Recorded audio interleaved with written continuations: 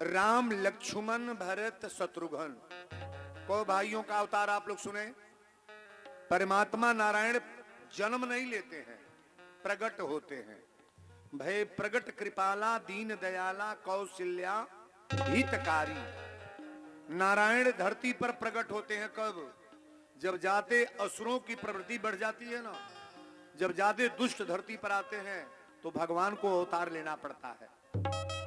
आज बहुत दिनों के बाद आपके वहां कथा हमारी हो रही है। पहले तो लाख लाख आशीर्वाद इस कमेटी के लोगों को जिन्होंने फिर प्रस्ताव रखा कि वीरेंद्र को बुलाना जरूरी है, हमारे जैसे विद्वान को। हम तो बार बार मन से कहते हैं कोई विद्वान समझ करके कथा न सुनना, अपना बेटा और अपना भाई, अपने घर का एक सदस्य मान करके मेरे प्रवचन को सुनो आप। और एक नजर और बता दें, जितने नौजवान मेले में आए हैं कथा में, अपने नजर को 3 तरह के बना लो। छोटी लड़की मिले तो उसे बेटी मान लेना। अगर यहां गए हो, मैं नौजवानों से कह रहा हूं जो नौका मॉडल के हीरो लोग बा, छोटी लड़की मिले तो उसे बेटी बना लो, और नौजवान कोई लड़की मिल जाए तो उसे बहन बना लेना। और माँ तो माँ है। अगर आपका नजर ऐसा है तो ये कथा आपको स्वार्थ करेगी महाराज। आइए, मंजुल जी मुक्तक लिख ले कि अनपढ़ गंवार के अखबार बुरा लागेला, अनपढ़ गंवार के अखबार बुरा लागेला, आ जेब होखे खाली तो बाजार बुरा लागेला। विधवा मेहरारू के सिंगार बुरा लागेला, अनहरन के दुआरी पर इनार बुरा लागेला। भादों में कोदो के कसार बुरा लागेला, अब बिना तेले के अचार बुरा लागेला। कहेले वीरेंद्र व्यास मूर्ख बकलोलन के माता जी के नाम के जयकार बुरा लागेला। बोल दी हीरमती महारानी की जय। शांति बना करके आप सभी लोग बैठ जाएं। आइए, अब यहीं से कथा प्रारंभ है। जब राम होने से क्यों नहीं आई, बुढ़िया माई बैठ गई बड़ी, छोड़ दा, अब बैठा तू बैठ के सुनो बैठ के। हाँ बैठ। भगवान का जन्म जब हुआ तो दशरथ जी के वहां बधाई, कल मैंने गाया ना कि दशरथ पुत्र जन्म सुनिकाना, मानहु ब्रह्मानंद समाना, जाकर नाम सुनत शुभ होई, मोरे गृह आवा प्रभु सोई, परमानंद पूरी मन राजा, कहा बुलाऊ बजावहु बाजा। हमारे चक्रवर्ती नरेश दशरथ जी के वहां ये नवमी जो मनाएगो ना, आप लोग नवमी जो मनाते हो, हमारे भगवान का अवतार यहाँ अयोध्या में है। हम सभी लोग जान ले कि मेरे घर में भगवान का अवतार हो रहा है। सुंदर भाव से भगवान का व्रत रहो। ये जो चैत्र रामनवमी जो मनाते हो, साल का सबसे सुंदर त्योहार है महाराज। पृथ्वी पर भगवान का आगमन हुआ है ना। जब राम लक्ष्मण भरत शत्रुघ्न का जन्म हुआ, चारों पुत्रों का, तब कोनो पुत्र के नाम ना रखाइल है। दशरथ जी महाराज विचार कर कि हमारे बच्चों का नाम क्या होगा। अच्छा एक बात बताइए, बच्चों का नाम किसी वैदिक ब्राह्मण से रखवाना चाहिए कि अपने मन से? इतनी पर तो अपना मन ने नाम रखा जाता। कोनो मोहल्ला के मेहरारू धोतिया, अरे एक नाम टिंकुआ धो दे, पिंकुआ धो दे, मोनुआ धो दे, कोनुआ धो दे, चौथुआ धो दे, भूरवा धो दे, ये कुल नाम धो दे बाजार बा। बच्चों का नाम बढ़िया रखना चाहिए कि नहीं? अब बच्चों का नाम कौन रखेगा? हमारे वैदिक आचार रखते हैं। एगो गांव पर गए हली कथा कहे ने बाटे दादाई, बलिया जिला में पड़ता चंदाडी एगो जगह बा। केदार वर्मा विधायक हैं, पर साल तो बुलाए थे, पर साल हम लोग गए थे।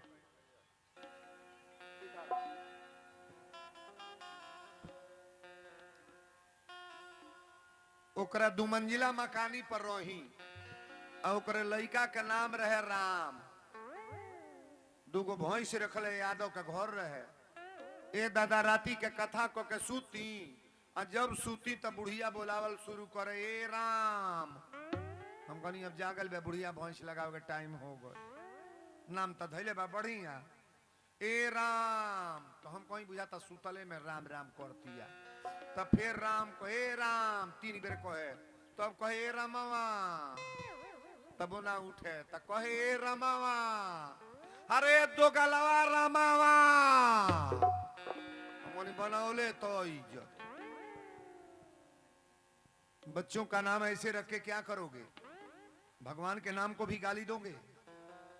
बच्चों का नाम अगर बढ़िया रखना है तो बोलने का तरीका पहले सीख लो। बच्चों को कभी अपने मन से गाली मत दो। कई महिलाएं दोगला कहती हैं, कौन कौन गाली देती हैं? आप बताओ, तुम्हारा पुत्र दोगला है? तुम कहां से हो? तुम्हारा हस्बैंड कैसा है? बोलने का तरीका कतई आप सीख लो।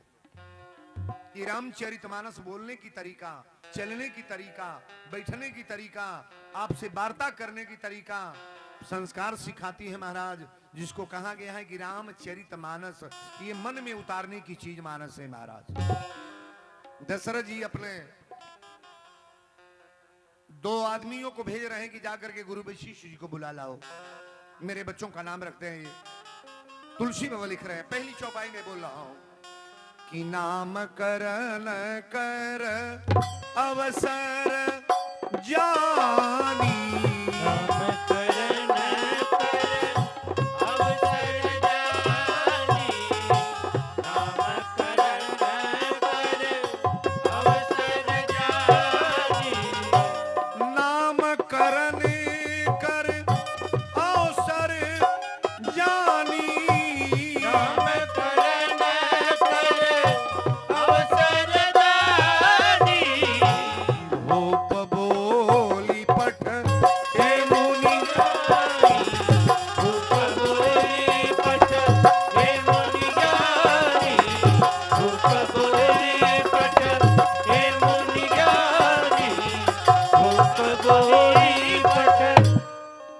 नामकरण करे अवसर जानी, अभूप बोली पठये मुनि ज्ञानी।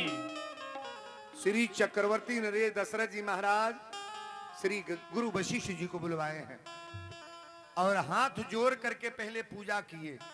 करी पूजा भूपति यश भाषा, अधरिय नाम जो मुनि गुण राखा।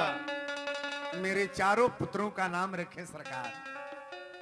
बड़ा भाग से मेरे घर में 4 पुत्र हुए हैं। पुत्र का नाम कोई अगर वैदिक रखेगा, पंडित रखेगा, तो पुत्र नालायक कतई नहीं होगा। मैं वीरेंद्र बोल रहा हूं। बिना पत्रा के जोग लगन से वो नाम नहीं रखेगा। हम लोग जो नाम रखते हैं ना, ये नाम रखने का तरीका पहले जान लो। गुरु वशिष्ठ जी ने कहा, राजन आपके परिवार में 4 पुत्र हुए हैं, लेकिन प्रथम पुत्र बड़े पुत्र का नाम मैं रखने जा रहा हूं। इनके नाम अनेक इनके नाम अनेक अनूपा, अब मैं निप कहब सोमति अन रूपा। मैं अपने अनुमान से नहीं, पत्रा का लगन जोग देख करके पुत्रों का नाम रख रहा हूं। ताकिएगा, पुत्रों का नाम मैं रख रहा हूं। तो प्रथम पुत्र के नाम तुलसी बाबा लिख रहे हैं कि जोयानंद सिंधु सुख राशि, जो आनंद सिंधु सुख राशि, जो आनंद सिंधु सुख राशि, सी करते त्रियलोक सुपासी। राम सिया राम जय जय राम राम राम, सिया राम जय जय राम। सो सुख धाम राम यस नामा, सो सुख धाम राम यस नामा, सो सुख धाम राम यस नामा, अखिल लोक दायक भी श्रामा। राम सिया राम जय जय राम राम राम, सिया राम जय जय राम। प्रथम पुत्र का नाम हमारे गुरु वशिष्ठ जी ने रखा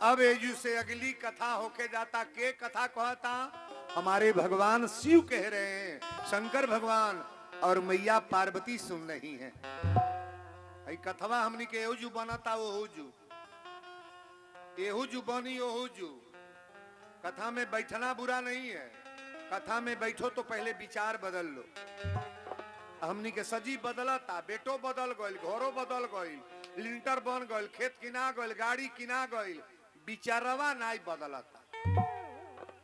अभी जो लोगवा तो बुझता है। अच्छा गांव में जे जे तर रहल वही तर बा न, आगे बदल गइल। 5 बेर प्रयागराज नहाए गइल, तब वो सुरती खा ताड़े, तब वो गांजा पिय ताड़े, तब वो गांव में बुराई बतियाव ताड़े, गांव में लगावे बजावे वाला प्रवृत्ति उनके अंदर बा। 12 नंबर के फोन जरूर चुप्पे कह दी हैं। एक हल्के लोग बाग ना गांव में, बताओ ऐसा करने वाला व्यक्ति फिर मनुष्य बनेगा? बनेगा? वीरेंद्र बाबा बुराई के लिए नहीं बुलाए गए हैं। आज वर्तमान में जो वीरेंद्र का जस आप लोग दिए हैं ना, यही जगह है वीरेंद्र को उठाने वाला। 23 साल हो गया ना, पहली जग में मेरा ही जग शुरू किया है यह। आप प्रधान जी से पूछिएगा, राजेंद्र सिंह और हमारे गुलाब भैया बैठे हैं, जिसमें 61 ब्राह्मण आए थे। पहली जग सहस्त्र सचंडी महाजग हुआ था, पहली जग में भी मैं आया था। और आज भी 23 साल हो गया। 23 साल वाली बात मैं बोल रहा हूं, आज नहीं बोल पाते हैं ना। बोलते बोलते महाराज मेरा भी तजुर्बा, चूंकि मेरे सामने कोई पीएचडी करके बैठा है, कोई पीसीएस रैंक का अधिकारी है, कोई डॉक्टर है, इंजीनियर है। बड़े लोगों में जाओगे तो बड़ी बात बोलना पड़ेगा ना। छोटा शब्द बोलने में तो अपना बेइज्जती है। कहां तक छोटा शब्द बोला जाएगा? सुनने का प्रयास करो मैं क्या बोल रहा हूं। अब ये जो देखिए विश्वामित्र बाबा जग करत है। बक्सर वाले बाबा का नाम आप जानते हैं, बक्सर वाले बाबा का नाम विश्वामित्र बाबा। अभी मेरी कथा रही है, बक्सर के आगे भी सासाराम हम गए थे। सासाराम विश्वामित्र बाबा जब जब जगी करे तड़े, मारी सुबाहु जूट के इनके जगी फेल कर देता है। आजो जग में राक्षस बाणे, जगिया होता ना, जगिया होता एहू में 2-4 गो राक्षस हो ही है। बुला भैया तोहर गांव बड़ा बनावल बा, हो गांव पर 2-4 गो हो ही है। निम्न कार ना करे दी है। 200 रुपया जौन चंदा देले बा ना, आखिरी दिन जरूर पूछिए हरिंदर बाबू कितना रुपया बचल सो देले बा 200। अब बताओ 200 में जग हो जाएगा? 200 में हो जाएगा जग? वीरेंद्र को बुलाना साधारण बात नहीं है। अब एक जगह का खर्चा तो मेरे ऊपर आ जाता है। जो जमाना था वो बीत चुका है। कभी बुला करके देखना कि किस तरह आ रहे हैं। जग में आज बड़ा कम खर्चा आएगा आपके वहां, तो 25-30 लाख रुपया आएगा। यहाँ का तालिब जाओ बरिया रहना। तो इतना रुपया लगा करके हम लोग का समाज न सुधरे, बेटा न सुधरे, पतो ही न सुधरे, हमें सब बैठल बा। है सब पतो ही आयल बाड़ी सो घूगट वाली, यही में कई गो पतो ही सुनो बा। 5 बरिस 10 बरिस से बुढ़िया से बोल चाल ना बा। कौन है बुढ़िया से? सासू से बोल चाल ना ही बा। वही तरह चुप्पे खाना धो दी, बोली ना, फोनो आई तो बतियावे के ना कही। 10 बरिस से बोल चाल ना बा। अब बुढ़िया मरे जाती है तो मुड़वारी बैठ के जाके वो जो रोई है, ए अम्मा जी चिन्हता नहीं हमरा मझली पतो है दादा। अब इनके चिन्ह ही मझली है। यह न होता हो।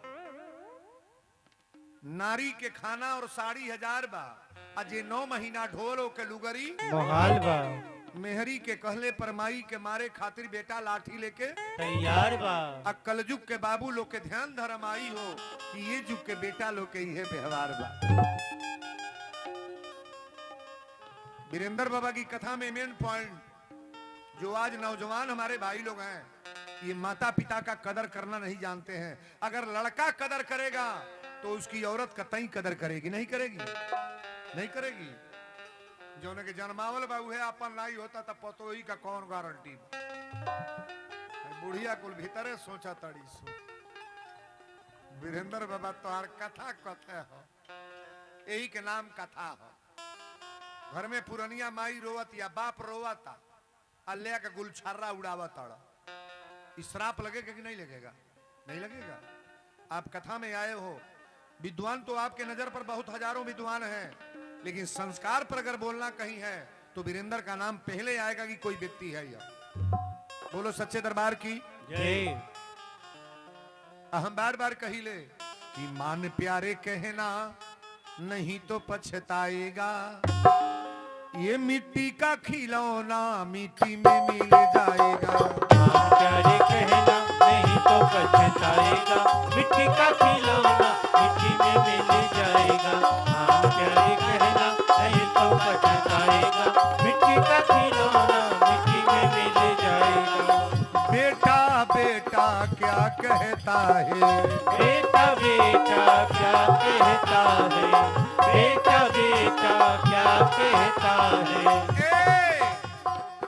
बेटा बेटा क्या कहता है, बेटा बेटा क्या कहता है, बेटा बेटा क्या कहता है। बेटा तो एक दिन पड़ोसी बन जाएगा। रौरे इलाका में कहीं माई बेटा अलगे बनावत खाता हो सकला ना होई, लेकिन हमरे इलाका में तो कई गांव बुढ़िया कहती हमारो घरे बाबा, अरे बाप हो बाप, बतिया बुझाता। अरे एक दिन तो बेटा तो एक दिन पड़ोसी बन जाएगा, पटीदारन से बढ़न बेटा हो जाता हो दादा। अरे बेटा तो एक दिन पड़ोसी बन जाएगा, अब मिट्टी का खिलौना मिट्टी में मिल जाएगा। प्यारे कहना नहीं तो पछताएगा, मिट्टी का खिलौना मिट्टी में मिल जाएगा। प्यारे कहना नहीं तो पछताएगा, मिट्टी का खिलौना मिट्टी में मिल जाएगा। बेटी बेटी क्या कहता है, बेटी बेटी क्या कहता है, बेटी बेटी क्या कहता है। बेटी को एक दिन जमाई ले जाएगा।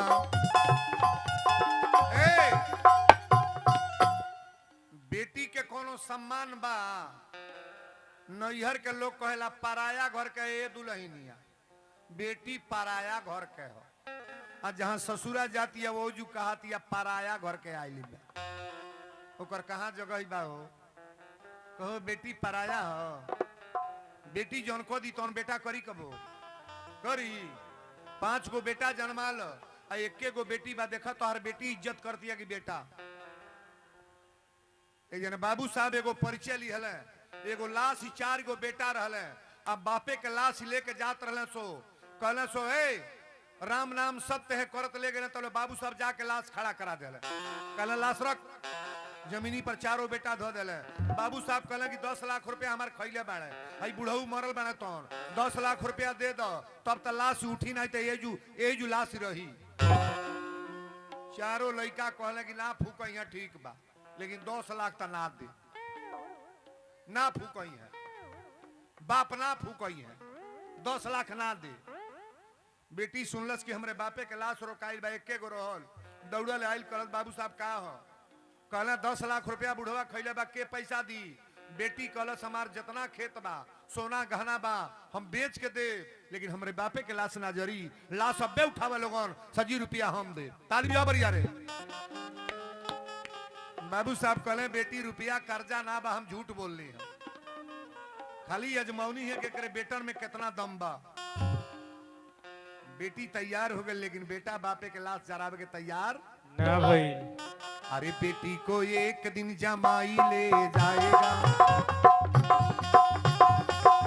बेटी को एक दिन जमाई ले जाएगा, ये मिट्टी का खिलौना मिट्टी में मिल जाएगा। प्यारे कहना नहीं तो पछताएगा, मिट्टी का खिलौना मिट्टी में मिल जाएगा।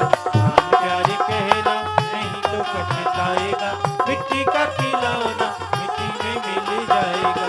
पड़ोसी पड़ोसी क्या कहता है, पड़ोसी पड़ोसी क्या कहता है, पड़ोसी पड़ोसी क्या कहता है। पड़ोसी तो एक दिन जला के चला आएगा, घाटे पर ले आके जरा के चला आई।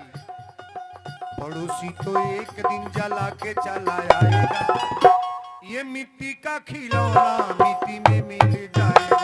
मान प्यारे कहना नहीं तो पछताएगा, मिट्टी का खिलौना मिट्टी में मिल जाएगा। मान प्यारे कहना नहीं तो पछताएगा, मिट्टी का खिलौना मिट्टी में मिल जाएगा।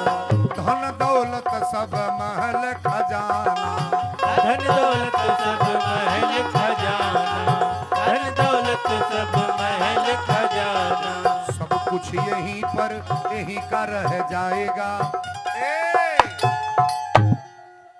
सब कुछ यहीं पर यहीं का रह जाएगा। अच्छा वीरेंद्र बाबा जइया मुइया तैया का लेके जइया ले जाए हम हाँ एक चीज ले जाई, ये गांव के केहू मरी तो बड़ा लोग करी तो गांव के जे हित बाऊ रोई, आ जइया हम मरब तहिया केहू ना रोई। अच्छा केकरा केकरा कष्ट होई तने हाथ उठाइया तो बाणे हमरो एक आध गो खास आदमी उठा हाथ भरिया रे ताली बजाल गड़गड़ा के। अब बतावा एक मंचे पर हेतना लोग रोवे के तैयार बा, आ 365 दिन रोज मंचवे बा, को करोड़ लोग रोई हमरा खातिर। सुंदर कर्म करके मरो कि मरने के बाद तुम्हारे नाम पर कोई रोई महाराज। बोलो सच्चे दरबार की जय। अब रउरा कथा है जो तनी बड़ा भाव से सुना। विश्वामित्र बाबा जब जब जग करत है, एक बात और बता दे, हम 4 गो चीज मुझे बताना है यार, 4 चीज आपको बताएंगे, ईमानदारी से बोलना। पूजा का फल तुरंत मिलता है कि बाद में? बोलेंगे आप? फल तुरंत मिलता है कि बाद में? लेकिन वीरेंद्र बाबा बाद में नहीं, आज वीरेंद्र बोलने जाए कि पूजा का फल तुरंत मिलता है। कहीं अगर गड़बड़ हो, मैं मानस की चौपाई आपके सामने रख रहा हूं, पूजा का फल तुरंत मिलता है। कहीं जिनको दिमाग में ऐसा हो ना, मेरे पास आप चौपाई भेजिएगा, मैं मानस को बोलने जा रहा हूं, पूजा का फल तुरंत मिलता है। आप बताओ पत्थर की मूर्ति बोलती है कि नहीं? नहीं बोलती है, नहीं बोलती है। अच्छा तो मूर्ति को प्राण प्रतिष्ठा कराया जाता है ना, जिस मूर्ति में प्राण है बोलेगी नहीं? मूर्ति बोलती है, अभी बोलवा के दिखाएंगे आपको। और पूजा का सारा व्यवस्था माता जी की मूर्ति अपनी मुंह से वरदान देने जा रही है। आज बाल कांड की कथा, गिरजा पूजन, सीता का मिलन और राम से मिलन, और इस कथा को विधिवत आप समझ लेना कि वीरेंद्र बाबा जो कथाएं आप कह के गए हो, आज की कथा एकदम दिल में बस गया है कि पत्थर की मूर्ति बोलती है। ताली बजा बरिया रे।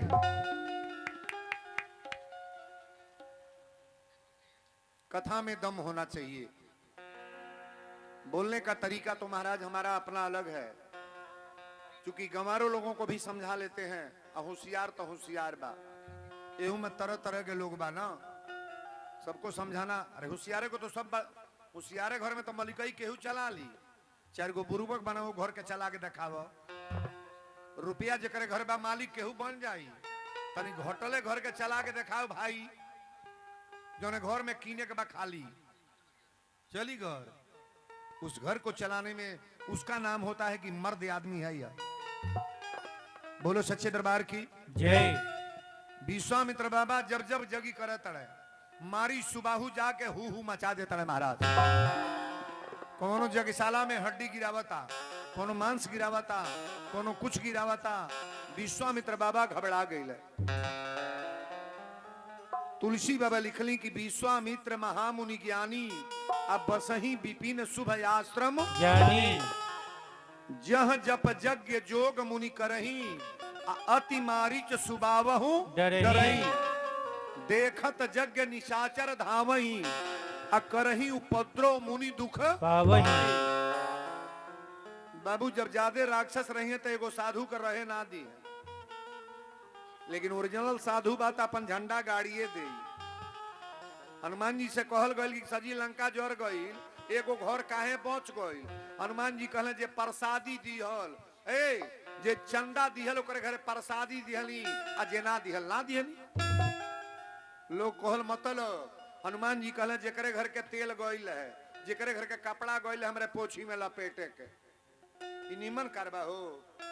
हनुमान जी का मुआवल जा, कहले जेकरी घर के गइल है ओकर घर खूब धधा के जोर विभीषण न चंदा दिहल है आ न प्रसादी दिहले निमन बात बाकी ना चंदा ऑर्केस्ट्रा ड्रामा में कभी मत देना चंदा देना है तो भगवान की जग में कथा में दान दो भगवान की पूजा पाठ में दान दो अनर्गल जगह पे दान दे के क्या करोगे कुछ मिलने जुलने वाला नहीं। बोलो सच्चे दरबार की जय। विश्वामित्र बाबा राती के सुतल हले घबरा गई तुलसी बाबा लिखली कि गांधी तनय मन चिंता व्यापी गांधी तनय मन चिंता व्यापी गांधी तनय मन चिंता व्यापी हरि बिनो मरहि नीसर पापी सिया राम जय जय राम राम राम सिया राम जय जय राम। तब मुनिवर मन कीन विचारा तब मुनिवर मन कीन विचारा तब मुनिवर मन कीन विचारा प्रभु अवतरहि हरन मही भारा सिया राम जय जय राम राम राम सिया राम जय जय राम। तब मुनिवर मन कीन विचारा हरि अवतरहि हरन मही भारा। अयोध्या में भगवान का अवतार हो गया है। अच्छा एक बात बताओ व्यक्ति का नाम का जस मिलता है कि नहीं नहीं मिलता है ये हर साल जग होता है लेकिन जो हर साल नहीं आते वो भी आ गए हैं कि नहीं आए हैं नहीं आए हैं कथा में नहीं आए हैं हमारे भी भक्त बड़ा दूर दूर के नहीं हो गए हैं देवरिया में कथा हो रही है कल दूसरे दिन का मंच था कल पुलिस बुलाना पड़ा बाप रे बाप इतनी भीड़ की अब क्या कहें कितना बड़ाई हो कथा में तो कुछ होना चाहिए ए बाड़ू पसंद में ना अरे हे हुजू बिगड़ता हो जू बिगड़ता है दादा हे पड़ा मुंह को मुंह है तर बावले बाड़ू 4 गो माछी हो में ढूकता कथा में जे सुतेला चमगादर के जन्म मिलेला चमगादर देखले बाड़ू मुंहे पड़े खोइहे सो मुंहे पड़े टट्टी करेले निमन जीवन बाबू भगवान की कथा में आकर के सोने वाला काम ना तुलसी बाबा लिखे हैं कि कलिमल हरनी मंगल करनी तुलसी कथा रघुनाथ की आप भगवान की कथा सुन रहे हो और भगवान की कथा में बैठ करके आप काना कानी करोगे तो बर्बाद हो जाओगे ना विश्वामित्र बाबा विचार करें कि अयोध्या भगवान का अवतार हो गया अब अयोध्या चलेंगे गांधी तनय मन चिंता व्यापी हरि बिनु मरहि न निश्चर पापी। बिना परमात्मा कोई निशाचरों को मारने वाला कोई नहीं होगा दुष्टों को मारने वाले के लिए तो महाराज भगवान है ना आप किसी दुष्ट को कुछ डांटो ना तुरंत तो ठोठा पकड़ ली हम ही डांटी ना तो वीरेंद्र बाबा ठोठा पकड़ ली चंदन टीका नहीं देखी कि बेक माला वाला हो अंतर इतने बा अगर चिन्ह तनी बचा के बोली हमरा लोग नहीं पहचान है तो महाराज आज बड़कपन में कोई है ही नहीं साइकिल लेके जाइए तो ही का मोटरसाइकिल वाले ढकेल दी होने जाके खड़ा होकर कोई हमके चिन्ह तड़े हमके ढकेलने बाऊ है ये जमाना न बाहो बा गरीबन के कोनो जगह बा गांव में जे बड़े आदमी बनता ये तो बनता कि के उजाड़ दी कौन के बर्बाद कर दी ये बड़े आदमी का लक्षण है बड़े आदमी उसको कहते हैं कि जिसके राज में कोई गरीब ना दिखाई दे, कोई खाने बिना ना मरे, किसी कपड़ा बिना कोई मोहताज ना हो, किसी की रोग बीमारी के लिए हम परेशान ना होने दें। हमरा गाड़ी घोड़ा बात तो करा मरीजे कलात के लिया के दिखा दी डॉक्टरी में। ये राजा का मतलब है। तो वीरेंद्र बाबा के पास आए तो हम एक आदमी की कथा थोड़ा ना है, तो दुनिया की कथा है और कथा को समझने का प्रयास करो। विश्वामित्र बाबा तुरंत गए अयोध्या, मुनि आगमन सुना जब राजा, मिलन गयो ले विप्र समाजा। राजा दशरथ जी सुन ले कि हमारे वहां मुनि विश्वामित्र जी का आगमन, तो अपन सकल समाज लेके गए। अब विश्वामित्र जी के घोड़े पर मुड़ी पटक के पहले दंडवत प्रणाम कैले, कहले महाराज चलिए चलिए दरवाजे पर, और लेके गए आसन पर बैठा के पहले थरिया में पानी लेके गोड़ धोले। गोड़ धोला के बाद चरण पखारी कीन है अति पूजा, अमो समय आज धन्य नहीं दूजा। तब पूछले कि यही कारण आगमन तुम्हारा। महाराज आने का कारण बताइए, आप अयोध्या में काहे काहे किस कारण के, क्या मतलब है महाराज, आने का कारण बताइए। आप संत है ना, लेकिन बाबा लिखे हैं संत मिलन को जाइए तज ममता अभी मान, ज्यों ज्यों पग आगे बढ़े कोटिन यज्ञ समान। संत से मिलना है तो पहले अपना ममता और त्याग दूर छोड़ दो। कथा में जे जे आइल बा, बेटा बारी फुलवारी घर छोड़ दो। साधु को पागले कहा गया है, मीरा पगलैती नहीं तो भगवान अइते ना, प्रहलाद पगलैते नहीं तो भगवान अइते ना, सेवरी पगलाइत नहीं तो भगवान अइते ना, विभीषण पगलैते ना तो भगवान अइते ना। एक बात और सुन लो, यहाँ जितने विद्वान आए हैं, अपने घर में अगर भगवान का द्रोही कोई पैदा हो जाए, परमात्मा का कोई द्रोही पैदा हो जाए, दुश्मन, तो उसे त्याग करने में दोष नहीं लगेगा। चाहे अपना बेटा हो, औरत हो, भाई हो, कोई हो, अपनी घर में परमात्मा का द्रोही कोई पैदा हो जाए तो उसे त्याग करने में दोष नहीं है। अब पूछिए त्याग किसने किया? भाई का त्याग किसने किया है? भाई का त्याग, लंका चले जाओ, के त्याग ले बा? अरे विभीषण का नाम रखो ना, रावण के छोड़लस कि ना? रावण के छोड़लस। रावण का त्याग विभीषण किया, भाई का त्याग। पिता का त्याग कौन पुत्र किया है? हिरण्यकश्यपु का पुत्र का नाम प्रहलाद। प्रहलाद अपने पिता का त्याग कर दिया। औरत का त्याग कौन किए हैं? जिनकी कथा आप सुनने जा रहे हो, चक्रवर्ती नरेश दशरथ। कैकेयी को कहे कैकेयी, ये त्रेता की कथा है, राम वनवास की कथा में आगे हम जब बोलेंगे तो सुनिएगा। दशरथ ने कहा ये पृथ्वी जब तक रहेगी, आसमान जब तक रहेगा, आज के बाद तुम्हारा नाम कोई अपनी बेटी का कैकेयी नहीं रखेगा। दशरथ जी अपनी रानी का त्याग किए। अब माई के त्याग के कोई ले बा, महतारी के त्याग। रामायण में सबसे बड़ा साधु के हो, सब विधि भरत सराहन जोगु। भरत जी संत हैं। भरत ने भरत जैसा बेटा अपनी मां का त्याग किए कि नहीं किए हैं? नहीं किए हैं। मैं मानस का सूत्र बोल रहा हूं। अगर परमात्मा का द्रोही कोई पैदा हो जाए तो उसे त्याग करने में कोई दोष नहीं, कोई दोष नहीं है। भले अपन मेहरारू होकर लड़का होकर छोड़ दो। कई गो मेहरारू कहेली मर्द अगर सधुआइलो चाहता न तो कोई अबे साधु बनब, सधुआइब, कंठी माला लेब। अब बहन तो हम कुल खा जौन हम खाता नहीं। अपन तो नरक में जाती बड़ी, मर्दों को में घोर। बुरा आदत कभी पति को, अच्छा पत्नी जानी लेके के कहल जाला पत्नी, पतन से अपने पति को बचा ले, पति को पतन से बचा ले, उसी का नाम पत्नी है। पतन से बचावे ला लोग बा। निराले महिला अगर चाह जाए कि तोहरा दारू छोड़े बा, छोड़ दी है कि ना? स्टैंप ले आवाज लिखा था नहीं हम।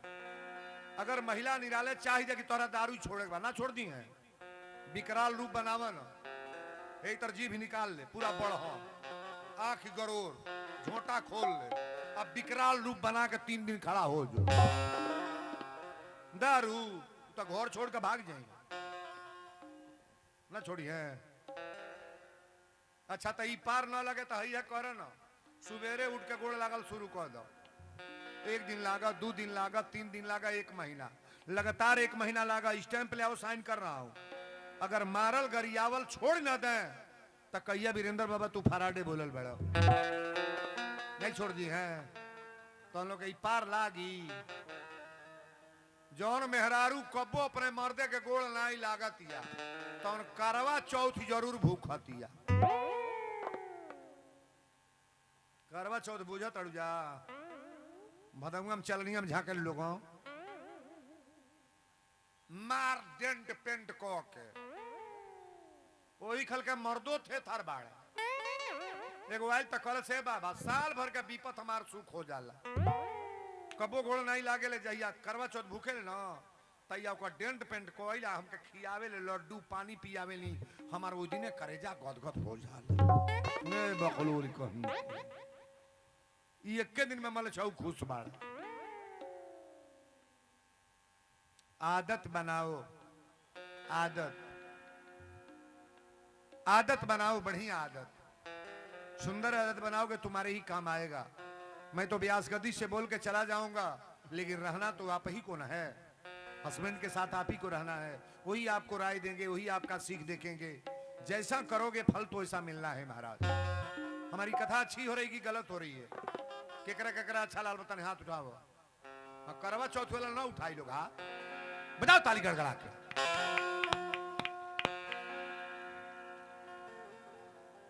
आज एकदम बदल दे बा, पंडलवा बदल दे, एकदम बदला जाएगा बा। दशरथ जी जब बैठवले अपना आसन पर कहले गुरुदेव आने का कारण बताएं आप, किस कारण मेरे वहां। बड़ा सुंदर भाव है, अच्छी अच्छी भजन इसमें हम देंगे। कहले कि सरकार असुर समूह सताव ही मोही, अब मैं जाचन आयो नृप तोही, अनुज समेत देहु रघुनाथा, निश्चर बध मैं हो अनाथा। अपने राम लक्ष्मण को दे दे मेरा यज्ञ हो जाए। दशरथ जी इतने बतिया सुन ले हड़ाक दे। 5 गो बेटा जकरा बाण है, एगो आन्हर बा। अनहरा के वीरेंद्र बा मांगे तो लड़का दी दे कहो। अच्छा तो लड़का ना दिए, मंचे पर से बोल दी कि 2 डिसमिल जमीन दो लोगन हम यही इलाका में बॉस हो, तो देवैया तैयार हो जाएगी ना, ना हो जाएगी। अच्छा के चाहता वीरेंद्र बाबा हमारे इलाका में बॉस जतन हाथ उठाइए तो केना जमीन लिखाई भी हम कब लोगन बा मान के हमरा रहल। 4 जगह ही घर हमारे बनल बा, गोरखपुर से घरे ले बाप हो बाप, हम कहाँ रहो। लेकिन भाव है आप लोग अगर हाथ उठा दिए उतने से मैं गदगद हूं कि आप खेती बाड़ी भी देने के लिए तैयार हो। मुझे लोग क्या नहीं देते हैं महाराज, हमको एको प्रॉपर्टी ना दो, कोई विस्तार ना दो, लेकिन एक बुराई मुझे देख कर जाना कि बाबा मैं अपनी बुराई छोड़ रहा हूं। ताली बजाओ बढ़िया रे। एक बुराई, संपत्ति से शांति मिलता नहीं है। एक एक लोग बोरा पर सूता था नोटे पर, और राती के बीपी के दवाई खा के सूता था। मेहरारू कहते का हर रो पगला पगला घूमता नहीं, अतरे बाप हमार दिमकवा गनगना आता। बोरा के घई तर गड्डी गाजल बा। रुपया से शांति नहीं मिलेगा, मकान से शांति नहीं मिलेगा, गाड़ी मोटर से शांति नहीं मिलेगा।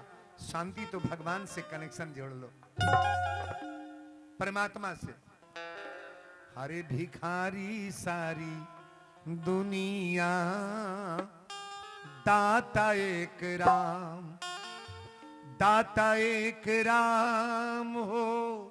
अरे दाता एक राम रे, भिखारी सारी दुनिया, दाता एक राम, भिखारी सारी दुनिया, दाता एक राम, भिखारी सारी दुनिया, दाता एक राम। सब लोग मांगने वाले हैं। यहाँ कोई वीरेंद्रो बाबा हारमोनिया बजा के मांग रहे हैं, एक कमरा वाले कमरा चला के मांग रहे हैं, कथा सुनने वाले कथा सुन के मांग रहे हैं। ऐसा मंगई वाला बैठल बा कि वीरेंद्र बाबा से कुछ मांगो हो दादा, हम बिना दिहले उतरब ना। जग कराने वाले जग करा के मांग रहे हैं, वैदिक लोग पंडिताई करके मांग रहे हैं, दुकान वाले दुकान चला के मांग रहे हैं। हमसे कलिया जन कहले कि बाबा तनी हौ कथवा बोलती, हम बड़ा अच्छा हमरा लागेला। हम बोली हमार तो सजी सौदा चटक बा। दुकानदार के यहाँ जाके कहल जा कि हइया निक बा हइया दो, तो कबो कोई हमार सौदा खराब बा? कहो हमार सौदा कोनो खराब बा खराब? खराब है आप बना सकते हो, लेकिन मेरा तो सारा सौदा एकदम चकाचक है। बोलो सच्चे दरबार की जय। जब कहले कि राम लक्ष्मण के दे दी हमार जग हो जाई, विश्वामित्र बाबा धड़ाक दे गिर गए। कहले कि मांगतो में रौरा ना बुझल कि का मांगता नहीं। कहले का मंगली? ए दशरथ जी उठ के कहले तुरंते बोलल बड़े कि चौथे पन पायो सुतचारी, चौथे पन पायो सुतचारी, चौथे पन पायो सुतचारी, चौथे पन पायो सुतचारी, चौथे पन पायो सुतचारी, विप्र मांगे ओ नहीं बचन बिचारी,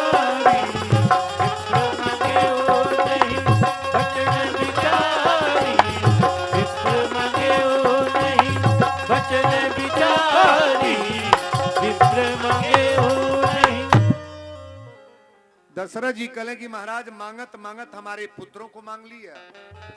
चौथे पन पायो सुतचारी, अब विप्र मांगे उन्हीं बचन बिचारी। हमारा बुढ़ौती में 4 गो पुत्र भइल बने।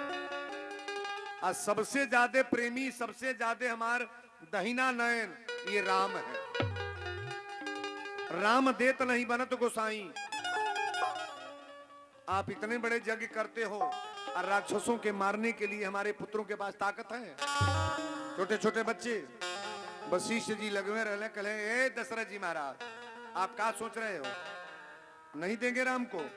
कहे कि राम के ना दे, जौन मांगे सेना दे दे, रुपया दे दे, खजाना दे दे, राम को नहीं देंगे। वशिष्ठ जी कहे रउरा राम के जन्म कैसे भई? कहे जग करावल गई तब भइल। का करावल गई?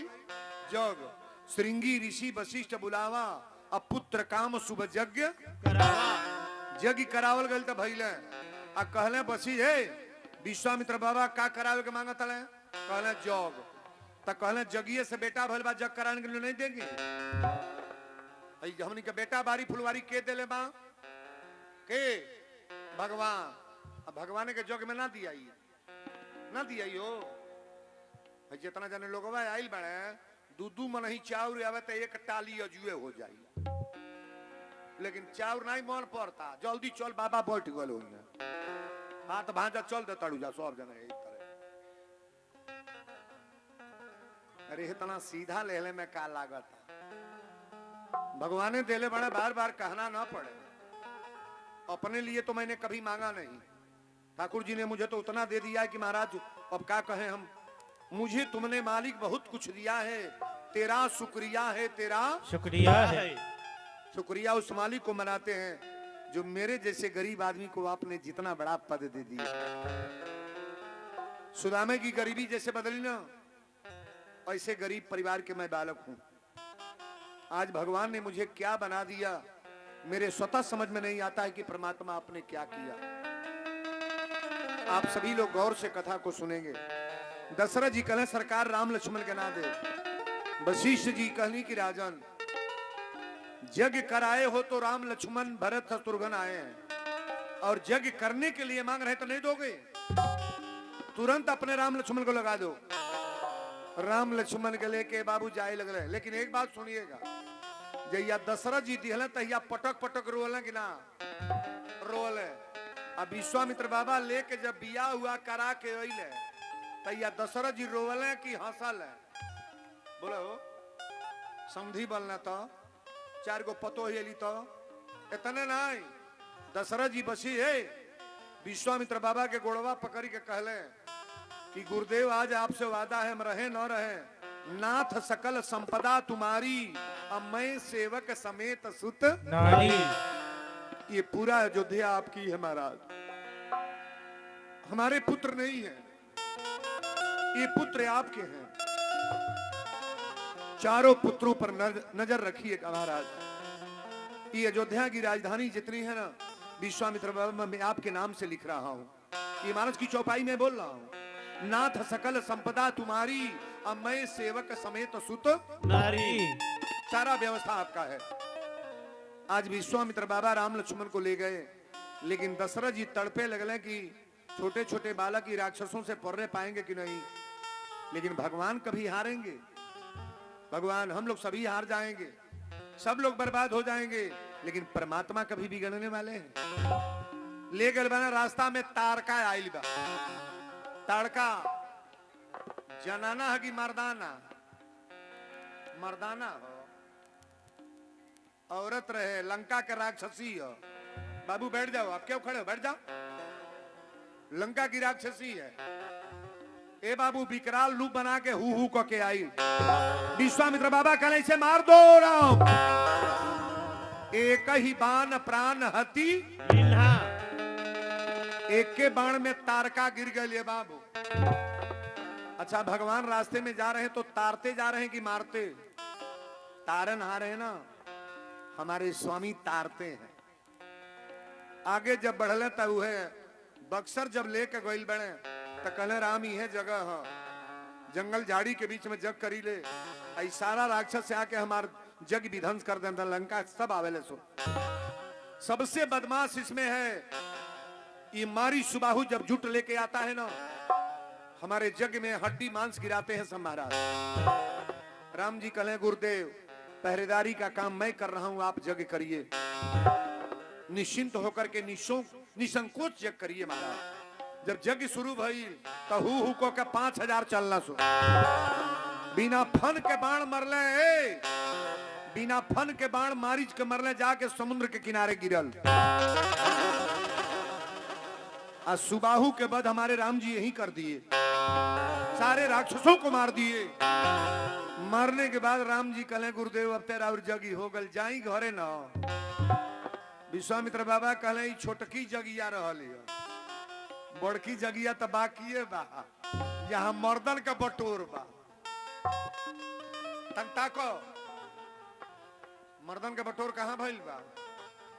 अयोध्या में। कौन देव धनुषवा कहाँ रखल है दादा? कहाँ हो? जनकपुर में रखल बा ना, राजा जनक जी रखे हैं। बड़ा ध्यान से सुनो। ए मंचे पर आके देवरिया धूस वाला मंच पर कोनो पहलवान आके ताली ठोक दे कि जेकरा मन करे ते बाजी ले, तो 50 वर्ष के बूढ़ होके अगर लड़ल होई तो वो बाज जाए कि ना? ना बाजी हो। गुलाब भैया उठाओ तो हम लड़ जाए, भाई हो लड़ी है, नहीं घाय हो लोग भाई लड़ी है। दिखावे का मैंने दिखाओ तो परबे करी भाई, मर्यादा कोई खराब नहीं करेगा। लेकिन अब जो देखी कथा आइल बा, तुलसी बाबा लिखल है कि धनुष जग सुनी रघुकुल नाथा, धनुष जग सुनी रघुकुल नाथा, धनुष जग सुनी रघुकुल नाथा, हरसी चले मुनिवर के साथ। राम सिया राम, जय जय राम राम राम, सिया राम, जय जय राम। आश्रम एक दीख मन माही, आश्रम एक दीख मन माही, आश्रम एक दीख मन माही, खग मृग जीव जंतु तह नाही। राम सिया राम,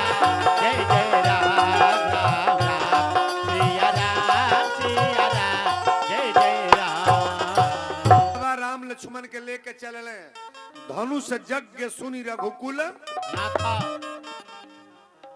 कहले कि राम अभी सबसे बड़की यज्ञ बा धनुष यज्ञ मिथिला में रखल बा राजा जनक जी रखले बेड़े अब वो यज्ञशाला में चल जरूरी बा लेकिन रास्ता में चले लगल तो एगो चीज देखल लो आश्रम एक दीख मंगमाही आ खग मृग जीव जंतु तह नाई नाही पेड़ पौधा सूखल बा चिड़ई चुरुंग ना बाणे कोनो जानवर ना बाणे अब पत्थल बन के औरत बैठल बा कौन औरत है कौन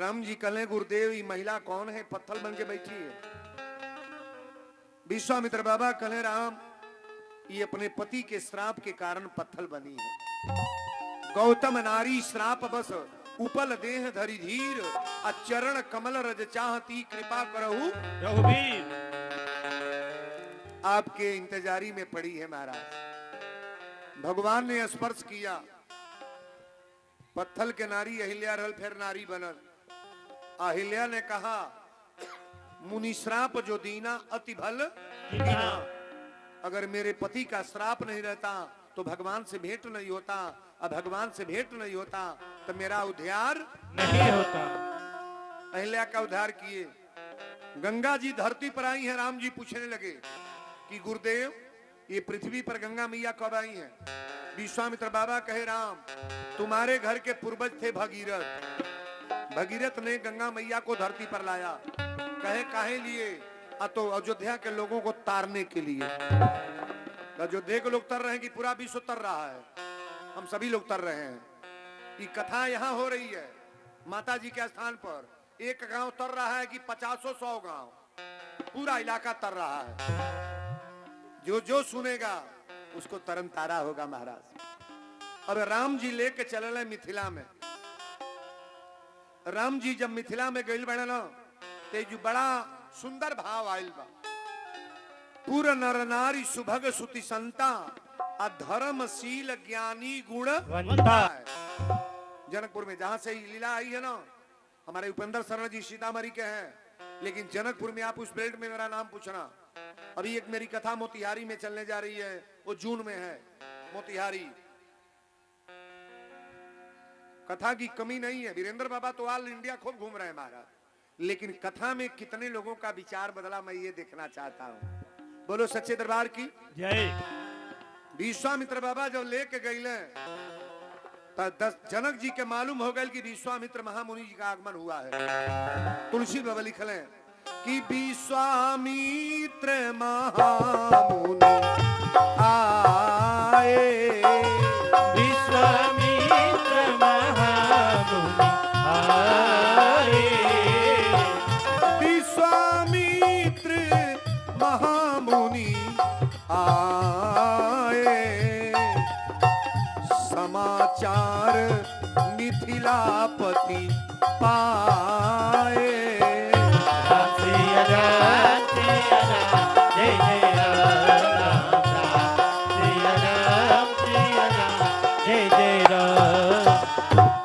विश्वामित्र बाबा जब गई मैंने तो राजा जनक के मालूम हो गए कि हमारे वहां विश्वामित्र जी का आगमन सकल समाज लेके ही हो गई है चरण पर गिर के प्रणाम को के दंडवत प्रणाम वार्ता होता तो बोले देखत का बाणे कि तेही अवसर आए दो भाई राम लक्ष्मण कहीं गई लले और दोनों भाई जब अले तो जनक जी तकते रह गई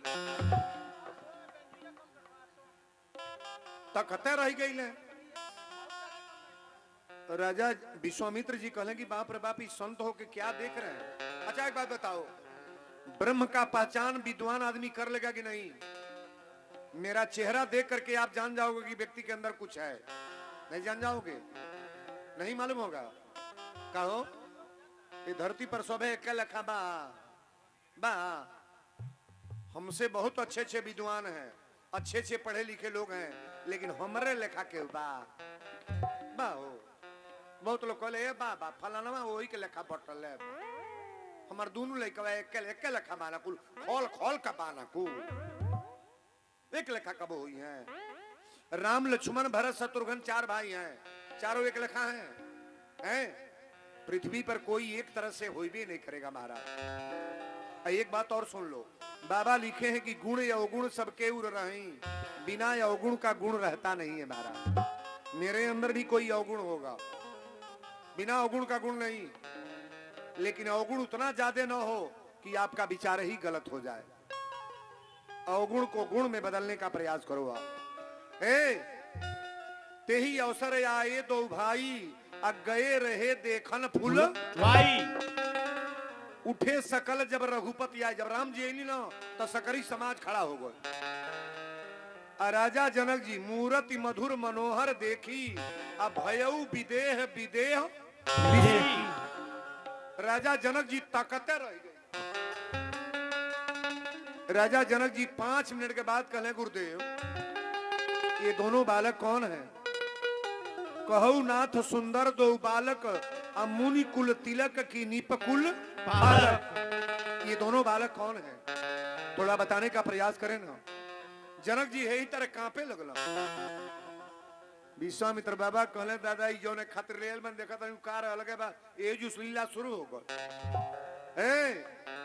तुरंत विश्वामित्र बाबा कहले, ए मुनि जी, आप विदेह हो, जनक संत हो, लेकिन आपसे बताना क्या है? क्या कि रघुकुल मणि दशरथ के जाए, रघुकुल मणि दशरथ के जाए, रघुकुल मणि दशरथ के जाए, मन हित लागी नरेश पठाए।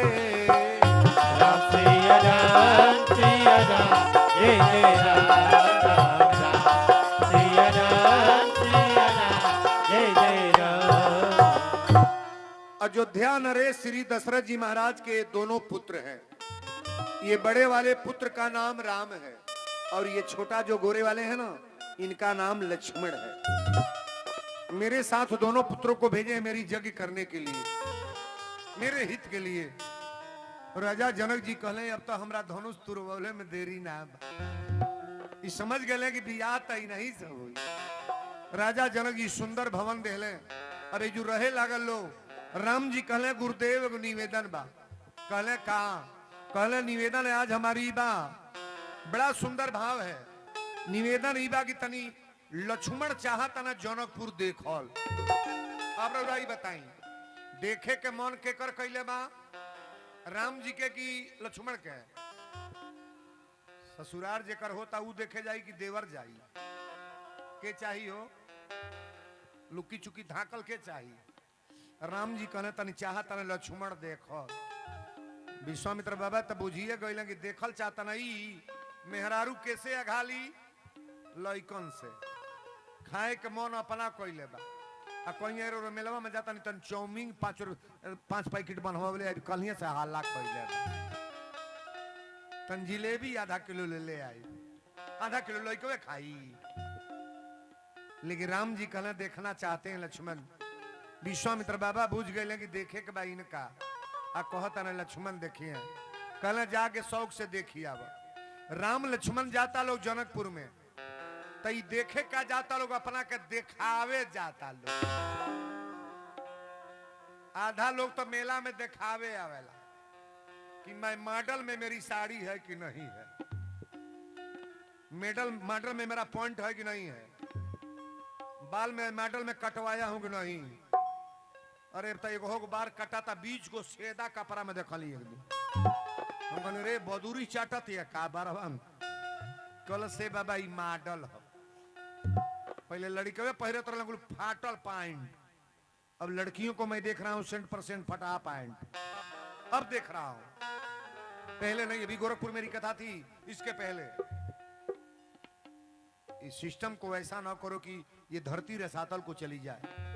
अरे पिता और माता भाई के सामने जो लड़कियां ऐसे वस्त्र का सेवन कर रही हैं, हम निवेदन करेंगे थोड़ा शरीर को ढकने के लिए कपड़ा बनाया गया है।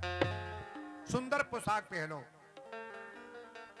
वीरेंद्र बाबा साधु बन गई, टीका चंदर माला बा, आ जींस का पैंट आ शर्ट पहिर के कथा बोल है। मार के उठा दिल जाए कि ना। न उठा दे जाए, तुरंत लोग कहीं ये कथा नहीं तो हीरो है, तो हीरो बनने के चक्कर में बर्बाद हो जाओगे। राम जी जब गइल बने तो पूरा नगर के लोग देखे चलल, पूरा इलाका दौड़ल बा, सारा दुल्ही मेहरारू कोनो जंगला पड़े धाकत या कोनो कोठा पड़े। एगो नया गाँव ने आइल है कल्हिए के डोली उतरल है, हे तर झोंटा उठा उघार के राम जी के पीछे दौड़तिया। बुढ़िया कलश हमार पतो पगला गली हो दादा, अरे बाप भाई नया गाँव ने आइल भाई देखा हुआ झोंटा उघार के जाती है। पतोहिया कलश है अम्मा जी, दुनिया के लोग भगवान के लिए पागल हुए हैं, पूरा मिथिला के लोग परमात्मा के लिए पागल हुए हैं। आप हमारे लिए पागल हो रही हो। दम में बहू में है कि भगवान में? दम बहू में है कि भगवान में? पतोही के कौन कीमत बाहू? पतोहिया निमन कलर की बाबू, पर्दा वहां करो जहां गाली देना है, पर्दा वहां करो जो हम बुरा काम करना है, पर्दा वहां करो जहां सास ससुर को गाली देना है, पर्दा वहां करो जहां संतों का बेइज्जती करना है। यहाँ कोई घूंघट पर्दा की जरूरत नहीं है कि भगवान की शरीर है, भगवान की कथा हो रही है और हमारी बेटी बहन माताएं बैठी हैं, बाहरी लोग नहीं। यहाँ पर्दा की क्या जरूरत है? जैसे चाहो ऐसे खोल लो।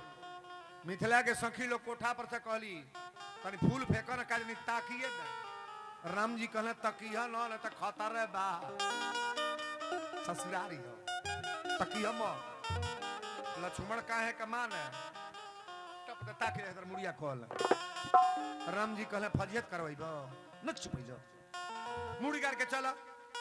लेकिन मिथिला की सखियां करे, देखिए इस गीत को राम भद्राचार्य जी गाए हैं और लिखे भी हैं। ये राम भद्राचार्य जी की लिखी गीत है कि तनी हेरी रघुनाथ जी हमारी ओरिया, तनी हेरी रघुनाथ जी हमारी ओरिया, तनी हेरी रघुनाथ जी हमारी ओरिया, तनी हेरी रघुनाथ जी हमारी ओरिया है, हमारी ओरिया, हमारी ओरिया है, हमारी ओरिया, हमारी ओरिया है, हमारी ओरिया। अनिता की रघुनाथ हमारी ओरिया, अनिता की रघुनाथ जी हमारी ओरिया, अनिता की रघुनाथ जी।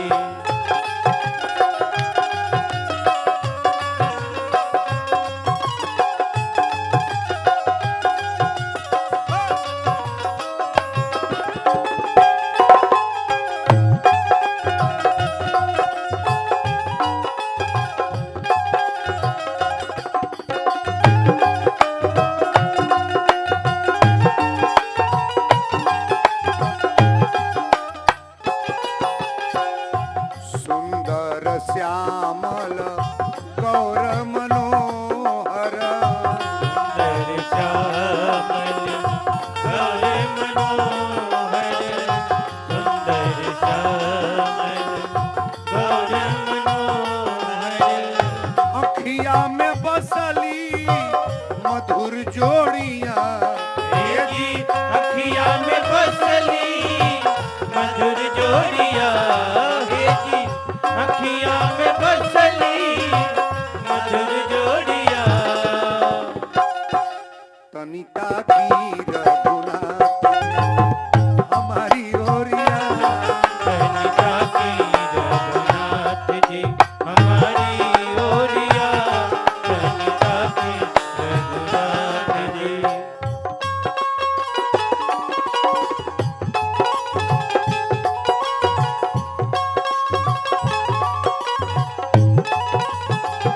जय जय।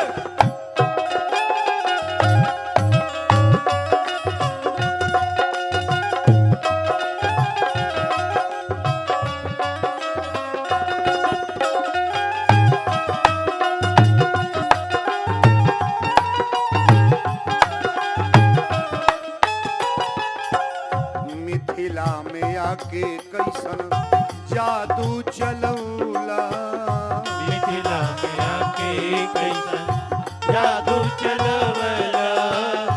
मिथिला में आके कैसन जादू चलवला मोहिली हला मिथिला के सब गोरिया मेरी मोहिनी हला मिथिला के सब गोरिया हे जी मोहिनी हला मिथिला के सब गोरिया कनी फेरी रघुनाथ जी हमारी ओरिया कनी फेरी रघुनाथ जी हमारी ओरिया कनी फेरी रघुनाथ जी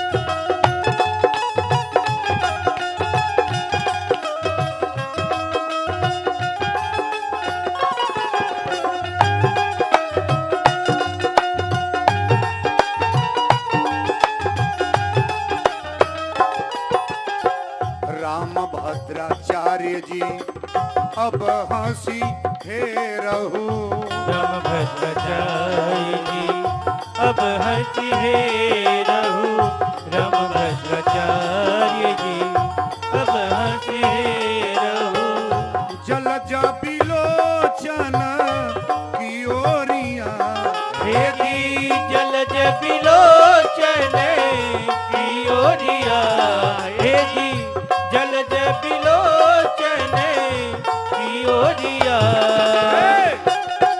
तनिता की रघुनाथ जी हमारी ओरिया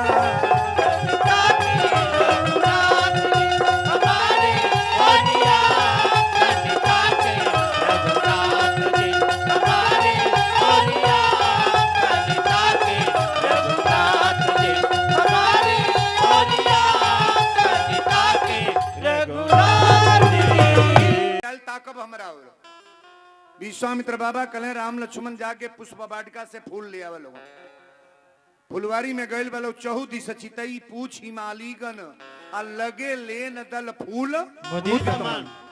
फूल फुलवारी में तुरत आलो आ वही टाइम में सीता के महतारी अपनी बेटी के पूजा करे भेजा तड़ी तेही अवसर सीता तह आई आ गिरिजा पूजन जननी पठाई संघ सखी सब सुभग सयानी आ गाव ही गीत मनोहर बानी सीता के सखी लोग गावत जाता नहीं कि चुपे गावत जाता लोग तन तहनो लोग गाल ना कटा हो ना काटा नकटा बुझल लोग ना महिला के गीत हो हरे गुरु के चाराना मिलेला बड़े भागी से गुरु के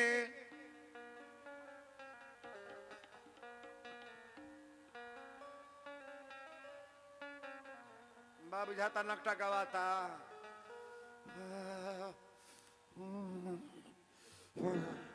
तेरे गावाला बजाव बुझाता कहिया का मरीज पंडाल में बैठल बाड़े कड़े रे गाँव चाप के भागी से गुरु के चरण मिलेला बड़े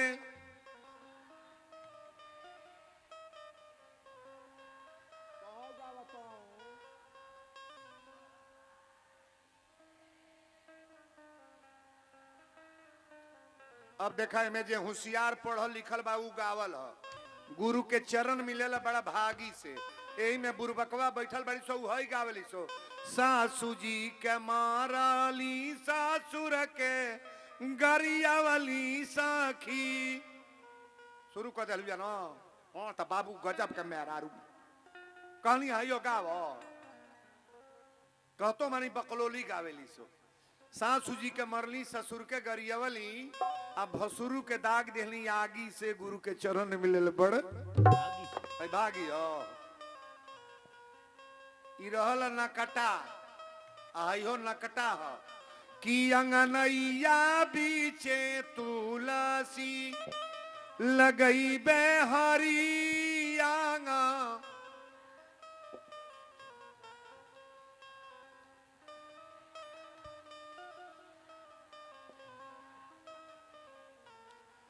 सासू के कौशल्या ये ससुर के राजा दशरथ।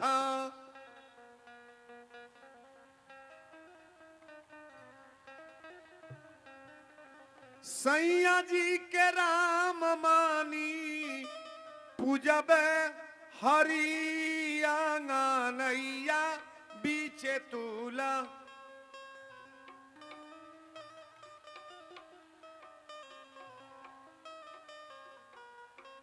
ई रहल नकटा बन करियो, ई रहल नकटा आ होई है सहाना। तो ने ले लो गीतिया बा। सीता की सखियां गा रही हैं, अरे चलो सिया प्यारी गिरिजा को पूजन चलो। चलो सिया प्यारी गिरिजा को पूजन चलो। चलो सिया प्यारी गिरिजा को पूजन चलो। धीरे से पैर धरो प्यारी बहिनी, धीरे से पैर धरो प्यारी बहिनी। धीरे से पैर धरो प्यारी बहिनी। लीला है अजबे अपार अपार प्यारी बहिनी। लीला है अजबे अपार अपार प्यारी बहिनी। लीला है अजबे अपार। सीता के सखी गावल लोग, देवरिया धूस इलाका के सखी लोग का गावेली, अरे जड़ी मेरी साड़ी सलमा सितारा जड़ी। जड़ी मेरी सारी सलमा सितारा जड़ी। जड़ी मेरी सारी सलमा सितारा जड़ी। फुलवा लोढ़न में तो बगिया गई थी। फुलवा लोढ़न में तो बगिया गई थी। फुलवा लोढ़न में तो बगिया गई थी। गड़ी मेरी साड़ी मलिया के दिल में गड़ी। गड़ी मेरी सारी मलिया के दिल में गड़ी। गड़ी मेरी सारी मलिया के दिल में गड़ी। पूजा करन में तो मंदिर गई थी। पूजा करन में तो मंदिर गई थी। पूजा करन में तो मंदिर गई थी। गड़ी मेरी साड़ी पंडित के दिल में गड़ी। गड़ी मेरी सारी पंडित के दिल में गड़ी। गड़ी मेरी सारी पंडित के दिल में गड़ी। कथा के मेन पॉइंट पर आ जाइए आप। शर्म ही पगरिजा गृह सोहा, अब बरनी न जाई देख मन मोहा। पूजा कीन है अधिक अनुरागा, अनिज अनुरूप सुभग बर। मांगा। गिरजा माई के मंदिर में जब पूजा कैली है तब का मंगली है? खेत मंगली है, घर की बौर। लड़कियों को क्या मांगना चाहिए? एक बात सुन लो, जेकरी जेकरी घरे बेटी बियाहे वाली बा, चाहे 8 साल के बाद चाहे 5 साल के, अगर मोबाइल बा तो आप रिकॉर्ड कर लेना जो मैं बोलने जा रहा हूं। अगर ये पाठ लड़कियां करेंगी परमानेंट तो उसके शादी में कोई परेशानी नहीं होने वाला है। अभी बोलेंगे हम। सीता मैया पूजा करतड़ी मंदिर में। शंकर जी की औरत का नाम है गिरिजा। क्या नाम है? गिरिजा। शंकर जी की औरत के नाम सती, शंकर की औरत के नाम पार्वती, शंकर की औरत के नाम गिरिजा, शंकर की औरत का नाम अंबिका, शंकर की औरत का नाम दुर्गा, शंकर की औरत का नाम गौरी। ये जितना नाम है हमारे भोलेनाथ की अर्धांगिनी है महाराज। सीता मैया पूजा करी तो कौन बर मंगली? कौन दूल्हा? राम। कौन है दूल्हा के? भगवान राम को मांगी है ना। जय जय जय गिरिराज किशोरी और जय महेश मुखचंद चकोरी। 4 पॉइंट बताना है कि पूजा का फल तुरंत मिलता है कि नहीं, पत्थर की मूर्ति बोलती है कि नहीं, और पूजा को सटीक आपके सामने में दिखा रहा हूं। कहीं अगर गलत हो तो तुरंत बताना कि वीरेंद्र बाबा आप गलत बोल गए। ये नहीं पूजा करतड़ी नहीं के सथवा एगो सौखी गल बावली। एक सखी सी संगु बिहाई आ गई रही देखन फूल वाई। पूजवा करतड़ी आई टप दे फुलवारी में चल गई।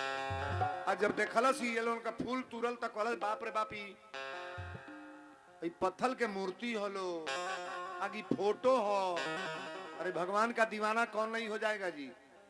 अब बावली ओजू से भागल बा, बावली भागल बा, कलश की ए सीता, ए सीता। सीता कली कितना बेमतलब बोले ले, कहा रे? बावली कलश गौरी माई का मंदिर कहीं जाई ना, ये गिरजा का मंदिर कहीं जाएगा नहीं, फुलवारी में लोग आए अभी चल जाएंगे तो मुलाकात नहीं होगी, जल्दी चलिए ना। सीता जी कली का देखले हो, तब बावली भर भर रोवतिया। कहले दू जनी आइल बड़े, एक जनी सांवर बने, जनी गोरहर। तब गोरहर को तो टेढ़ तकला, लेकिन सांवर को हमरे करेजा में हेल गल बा। बाप हो बाप, ऐसा रूप तो देखबे ना कोई कि देखन बाग कुंवर दो आए, देखन बाग कुंवर दो आए, देखन बाग कुंवर दो आए, बे किशोर सब भांति सुहाए। राम सिया राम, जय जय राम राम राम, सिया राम, जय जय राम। देखन बाग कुंवर दो आए, को जनी आयल बोलो? दू जनी। अब बे किशोर सब आज ले वैसन रूप ना देखली। सीता जी कली सही बोलता ले कि झूठ? बावली कलश हमार माथा तब पगलैले बा, चल के देखी का होत। आरे फुलवर में आइल बाणे दुई गो मूर्तिया, अरे मतिया मारी दिहले ना, हमर पागल ऐसन हो गईली मतिया, मतिया मारी दिहले ना। हमारे पागल ऐसा हो गई मतिया, मतिया मार देना। हमारे पागल ऐसा हो गई मतिया, मतिया मार देना। फुलवर में आइल बाणे दुई गो मूर्तिया, अरे मतिया मारी दिहले ना। एक बाणे सांवर एक गोरी रे बदनिया,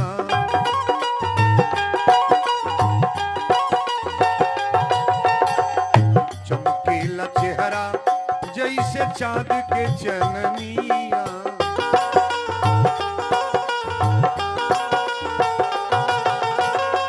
कहले वीरेंद्र बाबा भारी बापी पतिया, अरे मतिया मारी दिहले। सीता जी कली सही बोलता रहे कि झूठ? कलश महारानी अभी चलिए ना। अच्छा पूजा तुरंत कैली है, और राम जी से भेंट तुरंत होता कि बाद में? नहीं बोलोगे? कहीं आगे पीछे चौपाई दिखाओ आप। तुरंत राम जी से मिलन। फुलवारी में जब गईली तब बावली कल देखी फूले के ओट में हुए फूल तूर ताल ताक ताक गोरहर को मत ताक, बड़ा टेढ़ ताकत अड़े उनके ताकी ना उनके। सीता जी जब तकली तो एक बेर पलक गिरल ना। देख कर राम जी को जनक नंदनी बाग में बस खड़ी की खड़ी रह गई। राम देखे सिया को, सिया राम को, चारों अखिया लड़ी की लड़ी रह गई। दोनों नैना मिलल बा। बहारों फूल बरसाओ मेरा महबूब आया है मेरा। अरे गीतियों में कोई गीत बा। दुर्गा पूजवा में सीमान से आवत रही समय और में गाना चलता लइका तोहरे के पापा कहता। हम कनी जी डीजे रोकबे के मालिक हो एक त कहले बाबा हिया हो हमनी माई के मूर्ति दहवाने जा रहे हो, अश्लील गीत बजा रहे हो, यही गाना बजेगा? कल सलुकी ने भक्ति बजावतन अपने माई के लाश फूके जाई जाई तो गाना भूअर फुअर बजा के नाचल जाई। हमारे हिंदू समाज में बड़ी बड़ी गड़बड़ी है महाराज। अच्छा ईमानदारी से बोलिएगा, मस्जिद में जितने नमाज पढ़ने वाले मुसलमान जाते हैं, कहीं सुन ले बानी कोनो मुसलमानन के चप्पल चोरावल बा, बिलाइल बा? हमनी के बोली तजिया मुसलमानन के जाला कहीं सुले बनी दारू पी के मियाँ गोइल हो हमनी के दुर्गा जी जाताड़ी तो कहो सब साधुए जाता। अरे तन विचार से काम करो। जितने नौजवान आए हाथ जोड़ करके मेरा निवेदन है, माता की मूर्ति ले जा रहे हो, मैं गाना बजाना मना नहीं करूंगा, लेकिन माता जी की मूर्ति के सामने भजन बजाओ। हरे मैया जब अंगनवा अइली देखो हो भवनवा अइली बाजे लागल ताली जहिया अरे गह गह अंगनवा अइली मैया जब भवनवा अइली मैया जब भवनवा अइली मैया जब भवनवा अइली मैया जब भवनवा अइली बाजे लागल ताली घर घर बाजे लागल ताली घर घर देखा जब अंगनवा अइली आ माई जब भवनवा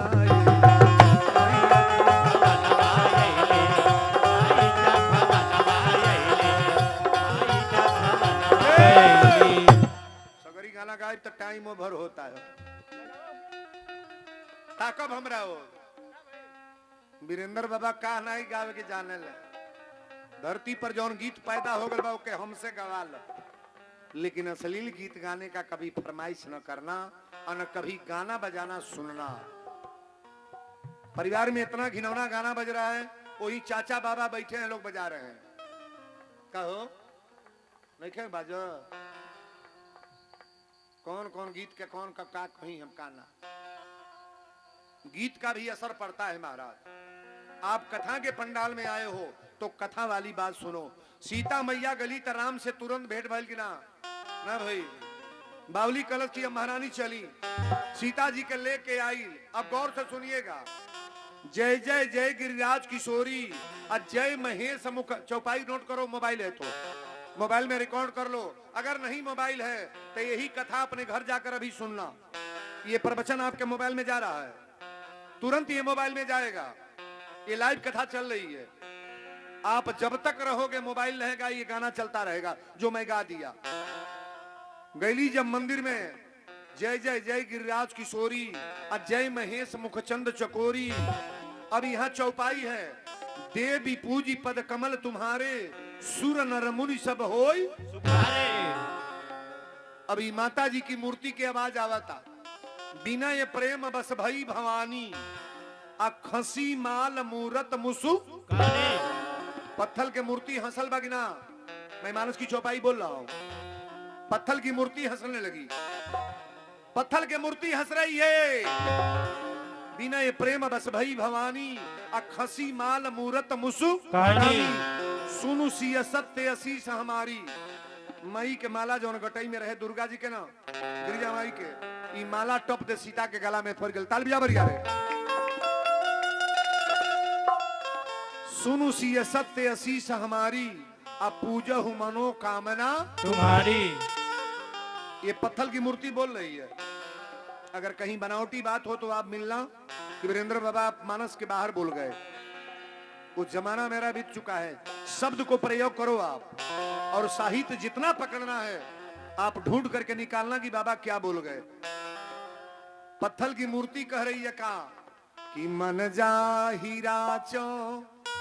सीता तुमने जो पूजा किया है ना, आज मेरा आशीष वरदान तुम्हारे साथ है कि मन जाहिरा चो मिलहि सोबर सहज सुंदर साबरो करुणा निधान सुजान शील स्नेह जानत रावरो यही भांति गौरी आशीष सोनी सिय सहित हिया हर सिंधयली। तुलसी भवानी पूनी पूनी पूनी